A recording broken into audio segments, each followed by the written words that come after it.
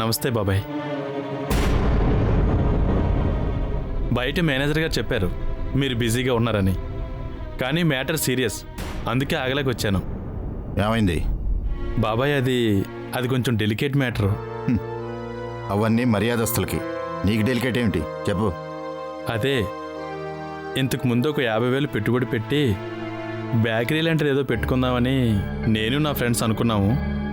కానీ ఇప్పుడు మీలాంటి బాబాయ్ గారు ఉండగా నేను అలాంటి చీప్ వ్యాపారాలు చేస్తే మీ పరువు పోదు. అందుకే ఒక 10 లక్షలు ఇస్తే ఏదైనా ఫైనాన్స్ కంపెనీ పరువుగా పెట్టుకుంటాను. ప్లీజ్ నా మాట కాదనరని నా నమ్మకం. ఆయన కాదనరు. థ్యాంక్ యూ స్వప్న. కానీ నేను కాదంటాను.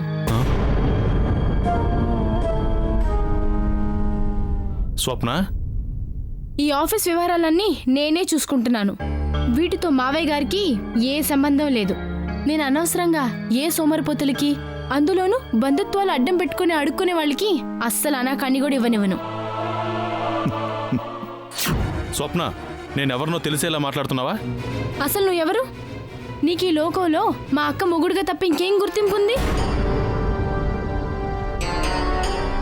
నీకంటూ ఒకేం లేదు, ఇండివిజువాలిటీ లేదు, కనీసం సెల్ఫ్ రెస్పెక్ట్ లేదు. ఏం చూసి ఇవ్వాలి? స్వప్న, మీరుండండి మావయ్య గారు. ఇలాంటి వాళ్ళని మొదట్లోనే కట్ చేయాలి. మా అక్కకి ఒక్కనాడైనా ఇతని వల్ల ఏ సంతోషమైనా ఉందా? దానికెంత అభిమానమో ఇతనంత సిగ్గు లేకుండా ప్రవర్తిస్తున్నాడు. చిచి! పైగా బంధువునంటూ మన పరువు తీస్తున్నాడు. స్వప్న, నువ్వంటున్న ప్రతి మాటకి నువ్వు అనుభవిస్తావు. నేను మంచోడిని కాదు. అది నీ మొహాన్న రాసినట్టే ఉందిగా, వేరే చెప్పడం ఎందుకు? ఇంకా ఇక్కడే నిలబడి మా టైం వేస్ట్ చేయకు. మా అక్క ఇక్కడ లా ఆఫీసర్, ఆమె పరువు తీకు. వెళ్ళు, వెళ్ళగొడితే బాగుండదు. చూస్తా బాబాయ్, వస్తా. స్వప్న, వెల్ డన్. థ్యాంక్స్ మావయ్య. మీరైనా ఆపకపోయారా సార్? చెబితే వినేవాడమ్మా మీ ఆయన. ఏమనుకుంటుందా మీ చెల్లెలు? అదేమన్నా టాటా బిర్లా కోడలా? నేను అడుక్కునేవాడు అనుకుంటుందా?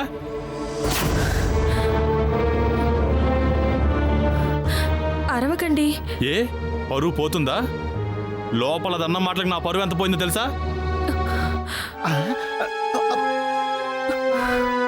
ఇప్పుడు అవి బయట వాళ్ళు కూడా ఎందుకని చెప్పడం, వదిలేయండి. నీ అబ్బా, నీ అమ్మ, నీ చెల్లి, టోటల్గా మీ ఫ్యామిలీ మొత్తం కలిసి నన్ను అవమానిస్తారటే చూస్తా. మీ అందరి అంతూ చూస్తా. ఇంటికి రావే, నీ పని చెప్తాను. ఏమండి ఏమండి? ఏంటి నుంచొని చూస్తున్నారు? కూర్చోండి, కూర్చోండి, పనులు చేసుకోండి.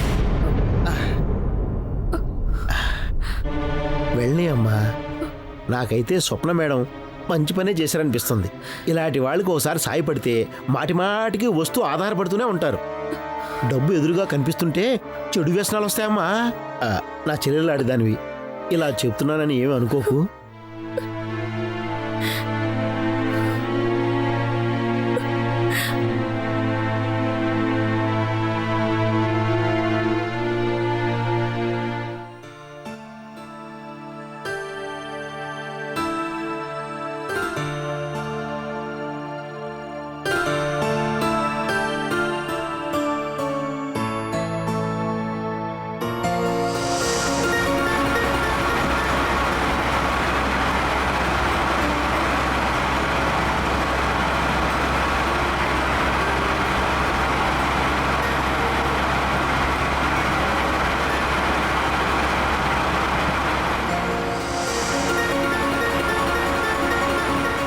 ఆంటీ,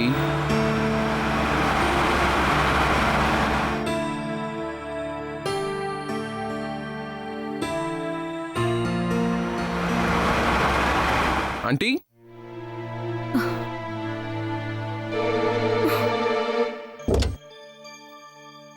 ఆంటీ రండి ఆంటీ, డ్రాప్ చేస్తాను. చేసింది చాలే నాయనా, వెళ్ళు. ప్లీజ్ ఆంటీ రండి, వెళ్తూ మాట్లాడుకుందాం. నీతో మాట్లాడాల్సిందేమీ లేదు. ఈ మాటే పెళ్లికి ముందు కూడా అన్నారు. ఎన్నిసార్లైనా అదే మాట అంటాను. అయినా మా బంగారం మంచిది కానప్పుడు నిన్నేమనుకుని ఏం లాభం? అది నువ్వు చెప్పిన దానికల్లా గంగిరెద్దులా తలూపి నీ వెంట వచ్చేసిందిగా. అమ్మా అబ్బా లేరు అనుకునేగా వచ్చింది. తప్ప ఆంటీ, అలా అనకండి. మీరంటే మాకెంతో ఇష్టం.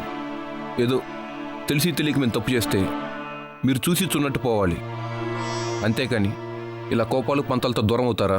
సందీప్, నేను చూసి చూడనట్టు పోయేటంత చిన్న విషయమూ కాదు, కోపడకుండా సర్దుకుపోయేటంత తేలిక వ్యవహారం కూడా కాదది.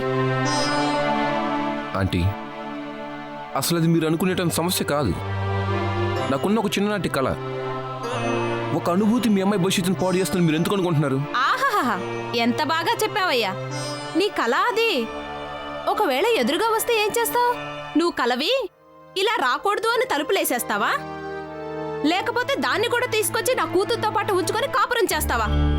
వాపును చూపించి బలుపు అని నమ్మించకు. ఆంటీ, ఒకవేళ అలాంటి పరిస్థితి వస్తే చైత్రకి అన్యాయం జరగదు. ఆ హామీ నేను ఇస్తున్నాను. నేను అదేగా రాసిమ్మని అడిగాను. ఆంటీ, అసలు అనువు కోసం వెతకొద్దని రాసి ఇమ్మన్నారు, అందుకు నేను ఒప్పుకోలేదు. ఏ, మీకు నా మీద ఆ మాత్రం నమ్మకం లేదా? ఎందుకు నమ్మాలి?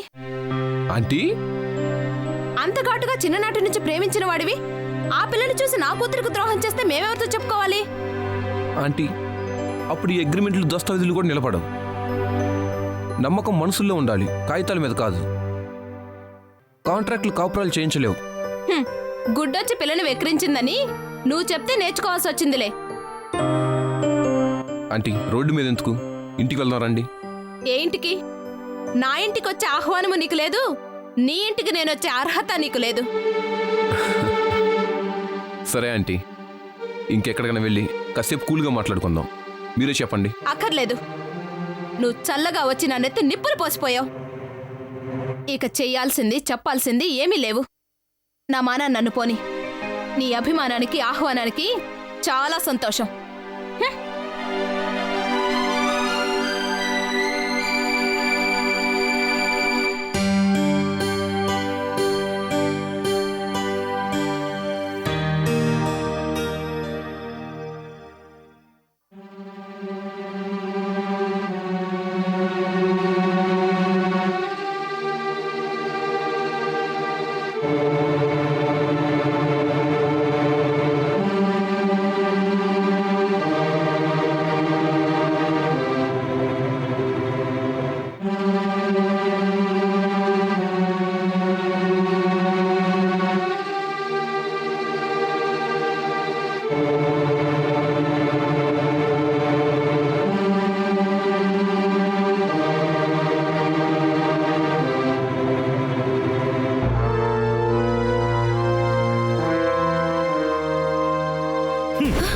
ఛా!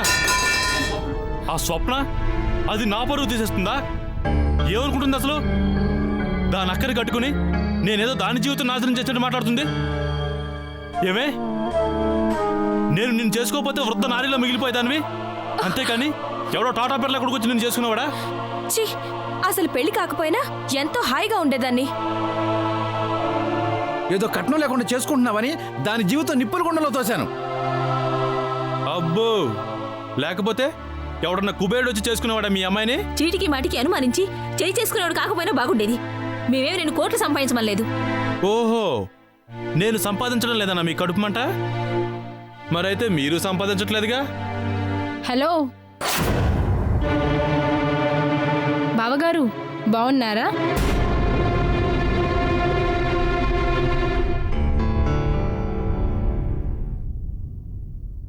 ఆఫీస్లో అవమానించి తీరిగ్గా పరామర్శిస్తున్నావా? నీకేదో నడిమంత్రపు సిరి వచ్చిందని ఉలికులికి పడుతున్నావా? నేను మీ అక్క మొగుణ్ణే, నన్నేమన్నా అంటే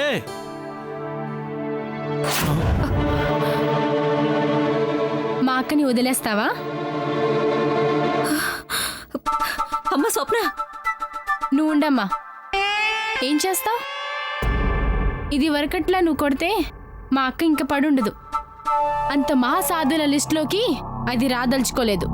అయినా దాని తిండి అది సంపాదించుకొని తింటే నువ్వు చేసే పెత్తనాలు అదెందుకు భరించాలి? అసలు పెళ్ళవగానే మీ అమ్మా నాన్నల్ని ఇంట్లోంచి వెళ్ళగొడితే దానికి నోరొచ్చేది కాదు, మీకు ఇలా కొమ్ములు వచ్చేవి కావు. అసలు పెళ్ళైన కొత్తలో నువ్వు చేయి చేసుకున్నప్పుడు ఇది ఎదురు తిరిగి నీ చంప వాయించుంటే దీనికి గతే పట్టేది కాదు. ఏంటే ఇవన్నీ నువ్వే చెప్పమన్నావా? మీరంతా కలిసి ప్లాన్ వేసుకుని ఆఫీస్లో దాని చేత తిట్టించి అది చాలక ఇంటికి కూడా పిలిపించారా? మీరు మారతారని నేను చాలా కాలం ఓపిక పట్టాను. నన్ను కొట్టినా తిట్టినా పడ్డాను. ఆఫీస్కి వచ్చి పరువు తీస్తుంటే భరించే సహనం నాకు లేదు. అసలు భర్తగా నువ్వేం చేసావని నీకింత అధికారం? దానికి నీ సంపాదనతో ఒక మూరెడు మల్లెపూలైనా కొనిచ్చావా? కనీసం దాని పెదల మీద చిరునవ్వు వచ్చేటట్లయినా చూసావా? చంప దెబ్బలు, అవమానాలు, అనుమానాలు ఇవా మొగుడుగా నువ్వు ఇచ్చే బహుమానాలు? ఏంటే పెద్ద ఆరిందాలా నాకు నీతులు చెప్తున్నావు? అవును మరి, చిన్నపిల్ల చేత నీతులు చెప్పించుకుంటున్నందుకు నిజంగానే సిగ్గుపడాలి. నీ పెద్దరికం నువ్వు అంతగా నిలబెట్టుకున్నావన్నమాట.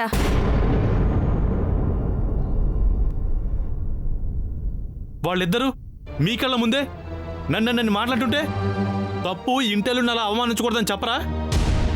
నిలుగుడ్లేసుకుని చూస్తారే? ఛా, మీరేం తల్లిదండ్రులు? అవును, మేమేం తల్లిదండ్రులు? అల్లారు ముద్దుగా పెంచుకున్న కూతుర్ని మా కళ్ళ ముందే కొడుతుంటే తాళి కట్టిన వాడికి హక్కులున్నాయని నిలుగుడ్లేసుకుని చూస్తూ నిలబడ్డాం. బంగారు లాంటి నా కూతుర్ని అనుమానించి నీచంగా మాట్లాడుతుంటే అప్పుడే నోరు మూయించకుండా కూతురి కాపురం పాడవుతుందని నోరు మూసుకుని చూస్తుండిపోయాం. చివరకు వియ్యంకుడి దగ్గర డబ్బులు అనుకుని పరువు తీశావు. ఇంటి విషయాలు ఆఫీస్ వరకు తీసుకెళ్ళింది నువ్వు. దానికి తగ్గ సమాధానాలు యజమానిగా స్వప్న చెప్పింది. ఇందులో దాని తప్పేమీ లేదు. నీ హద్దులు నువ్వు తెలుసుకుంటే మంచిది.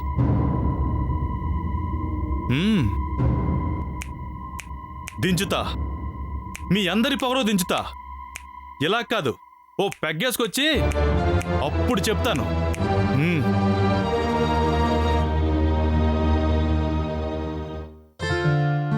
సారీ అక్క, నేనేమైనా ఓవర్గా మాట్లాడానా? కాదే, సరిగ్గానే మాట్లాడావు. ఈ రోజు కోసమే నేను ఇన్నాళ్ళు ఎదురు చూశాను. ఏదో ఒక నిర్ణయం తీసుకోకపోతే ఆ మనిషిని భరించడం ఇంక నా వల్ల కాదు.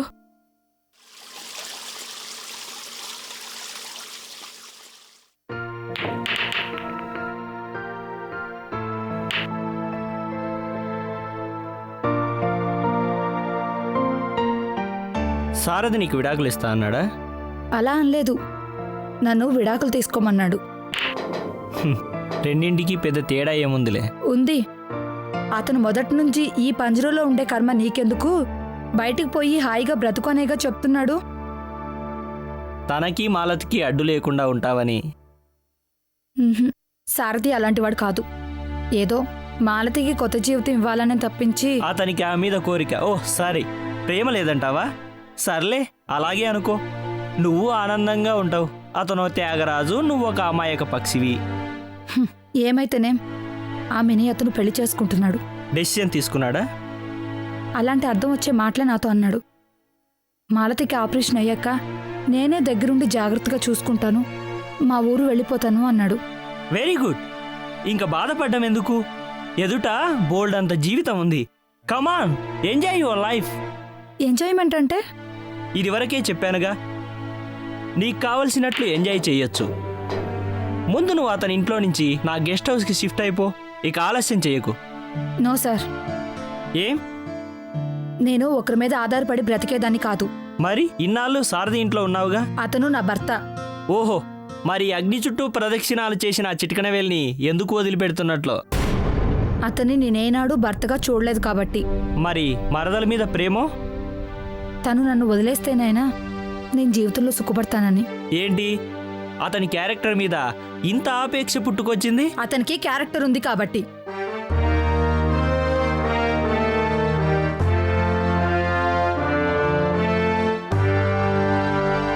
ఏంటి, మనల్ని దెబ్బ కొట్టినట్టుంది?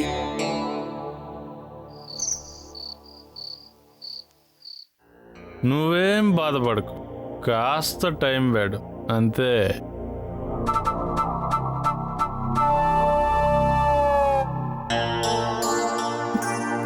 చిచి, నానా చెత్త నా బెడ్ మీదే ఉంటుంది. ఏంటి వాసన? నేనే ధైర్యం కోసం 2 పెగ్గలు వేసుకొచ్చా. తప్ప ఏమే, మీ చెల్లెలొచ్చి నన్ను అండరాని మాటలు అంటుంటే నువ్వు సపోర్ట్ చేస్తావా?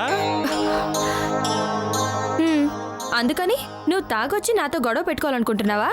లక్ష్మి, దాని సపోర్ట్ చూసి నువ్వు రెచ్చిపోకు. నేను నిన్ను వదిలేస్తే రేపటి నుంచి నిన్ను అందరూ మొగుడు వదిలేసాడు దీన్నే అంటారు. ఎంత బరువు తక్కువ ఆలోచించుకో. ఏం పర్వాలేదు, నీలాంటి మొగుడు ఉండడమే సొసైటీలో ఒక క్వాలిఫికేషన్ అని నేను అనుకోవడం లేదు. అంటే వదిలేస్తావా? మారతావేమోనని చూస్తున్నాను. మారకపోతే అదే చేయాల్సి వస్తుంది. అంటే విడాకులు ఇస్తావా? హే, రాత్రిపూట అరిచి గోల్ చేయకు, బయటికి పో. అంటే నన్ను ఇక్కడ పడుకోనివ్వా? నీ ప్రవర్తన బట్టి అసలు ఆ హాల్లో కూడా పడుకోనివ్వచ్చో లేదో రేపు ఆలోచిస్తాను. రాక్షసి! ఒక అమాయకమైన అమ్మాయిని ఇలా రాక్షసులా మార్చిన ఘనత నీదే. ముందు పో. నిన్ను అటెంప్ట్ మర్డర్ కేసు కింద అరెస్ట్ చేయిస్తాను, జాగ్రత్త. నన్ను అరెస్ట్ చేయిస్తావా? నీ మీద వరుసగా ఎన్ని కేసులు పెట్టొచ్చో చెప్పనా? తలుచుకుంటే 10-12 ఏళ్లు ఊచలు లెక్క పెట్టించగలను. నేను లాయర్ని, అది మర్చిపోకు. పో బయటికి.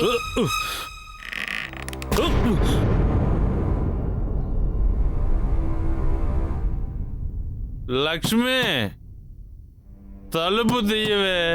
లక్ష్మి, తలుపు తీయవే ప్లీజ్. నీ సుఖమే నే కోరుకున్నా, నిన్ను వీడి అందుకే వెళుతున్నా.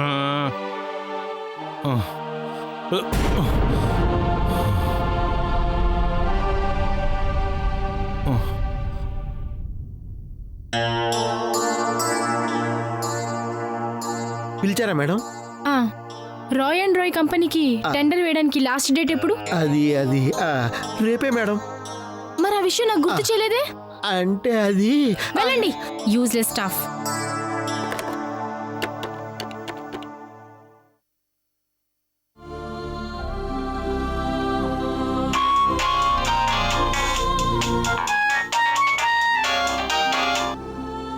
హలో. హలో రామ్. చెప్పు స్వప్న. టీవీలో టైటానిక్ సినిమా చూస్తున్నాను. రామ్, నేను కొంచెం అర్జెంట్ పనిలో ఉన్నాను. నాకు కొంచెం హెల్ప్ చేయవా ప్లీజ్? చెప్పు. అర్జెంటుగా మావయ్య గారి గదిలోకి వెళ్ళి అక్కడ ఒక బ్లూ కలర్ ఫైల్ ఉంది, అది తీసుకురా.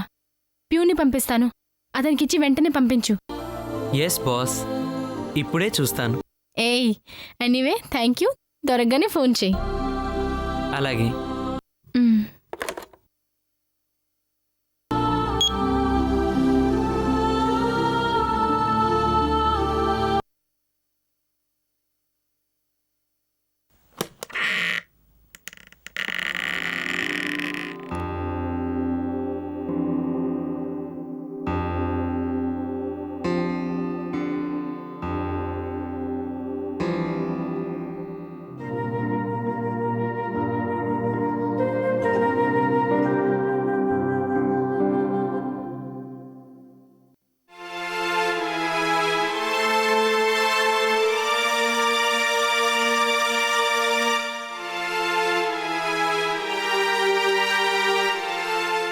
ఎస్.